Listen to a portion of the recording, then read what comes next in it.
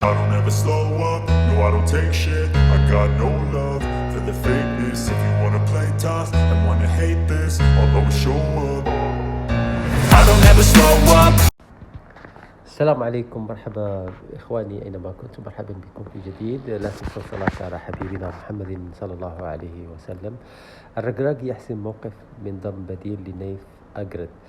نفى متحدث قريب من المنتخب المغربي مرح بشأن إقدام وليد الركراكي مدرب الأسود على ضم لاعب جديد لتعويض نيف أجرد مدافع ريال سوسيداد للأسف المصاب. ويغيب نيف أجرد عن مواجهة ريال سوسيداد أمام برشلونة غدا الأحد في الليغا بعدما تعرض لإصابة قوية على مستوى أوتار الركبة أمام فيكتوريا التشيكي في دور المؤتمر الأوروبي. ويستعد المنتخب المغربي لمواجهة الغابون يوم 15 نوفمبر تشرين الثاني وليسوتو يوم 18 الشهر بمدينة وجدة في الجولتين الخامسة والسادسة من تصفيات كأس الأمم إفريقيا المقرر إقامتها في المغرب.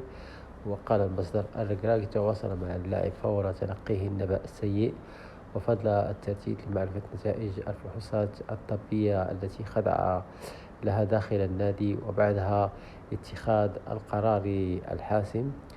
وأردف نايف أجرد مثلا في غمرة هذه الشكوك للركراكي معطيات سيرته من قبيل أنه لا يشعر كونها إصابة قوية جدا، وهو ما يتسبب في تأخير قرار أسود مدربي الأسود بشأن هذه الواقعة. ويعد نايف أجرد الوحيد المتبقي حاليا من مدافعي مونديال قطر بعد استبعاد العميد رومان سايس لاعب تورينو الإيطالي بعد عامين من الغياب.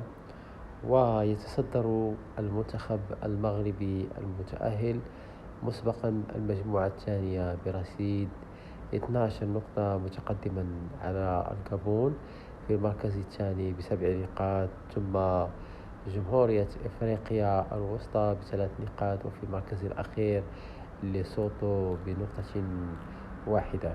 إخواني، وصلنا إلى نهاية الفيديو.